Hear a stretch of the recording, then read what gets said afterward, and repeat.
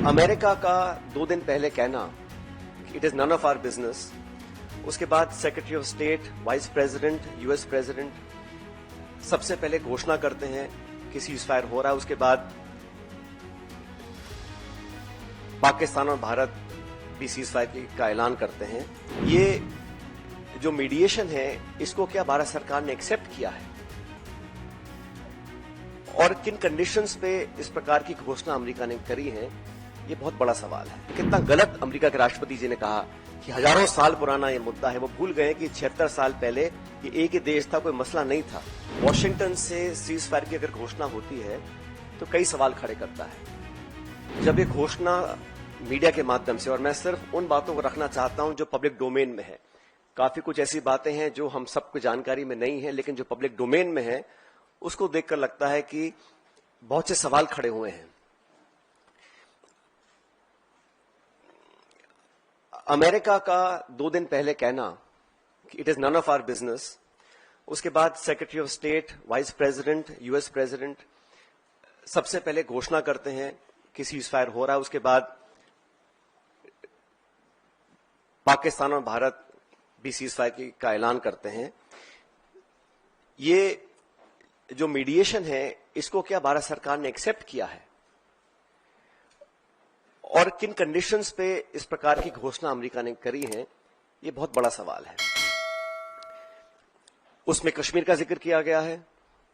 Secretary of state ने बोला है कि एक न्यूट्रल साइट पर कश्मीर के मुद्दे को, और कितना गलत अमेरिका के राष्ट्रपति जी ने कहा कि हजारों साल पुराना ये मुद्दा है। वो भूल गए कि 76 साल पहले ये एक ही देश था, कोई मसला नहीं था, लेकिन उन्होंने कश्मीर के मुद्दे को उठाया। और मुझे लगता है कि ये इंडिया पाकिस्तान को हाइफनेट करने की दोबारा कोशिश की गई है। आईएमएफ का बेल आउट करना, पहले भी बैक चैनल डिस्कशंस होते होंगे।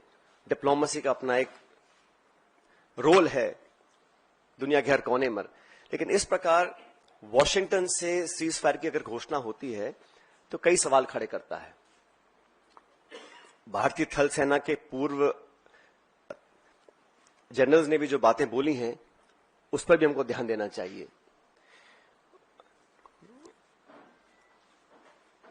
मैं मानता हूं कि सीज फायर की घोषणा के बाद जो कल बॉर्डर पर लगातार वायलेशंस हुए, गोले दागे गए, ये उस विश्वसनीयता को खत्म करता है। अगर सीज फायर हुआ है, अनाउंस हुआ है, दोनों पक्षों ने, डीजीएमओज ने बात कर सीज फायर की घोषणा करी है, उसके तुरंत बाद रात भर जो खबरें हमें देखने को मिली हैं उसमें निरंतर वायलेशंस हुए हैं सीज फायर के। इसलिए मैं मानता हूं कि हम लोगों को एक ऑल पार्टी मीटिंग बुलानी चाहिए भारत सरकार को, और जो पिछली 2 मीटिंग्स में नहीं हुआ वो इस बार करना चाहिए। प्रधानमंत्री जी को इस ऑल पार्टी मीटिंग में आना चाहिए और पूरे देश को कॉन्फिडेंस में लेकर, सभी दलों को, क्योंकि सभी दलों ने अपनी विचारधारा को परे रखते हुए समय पर भारत सरकार को संपूर्ण समर्थन दिया था, और जो ऑल पार्टी मीटिंग्स बुलाई गई उसमें प्रधानमंत्री जी नहीं आ पाए थे। तो एक और ऑल पार्टी मीटिंग बुलानी चाहिए जिसमें वो सबको कॉन्फिडेंस में लें, सब पॉलिटिकल पार्टीज को और देश को कॉन्फिडेंस में लें कि सीज फायर हुआ है, किन शर्तों पर हुआ है, और अगर सीज फायर की घोषणा के तुरंत बाद रात भर पाकिस्तान गोलाबारी कर रहा है, सरहद पर मोटर फायर कर रहा है, तो उनकी विश्वसनीयता पर कब तक विश्वास किया जा सकता है, और क्या गारंटीज हैं कि भविष्य में इस प्रकार की घटना को अंजाम नहीं दिया जाएगा।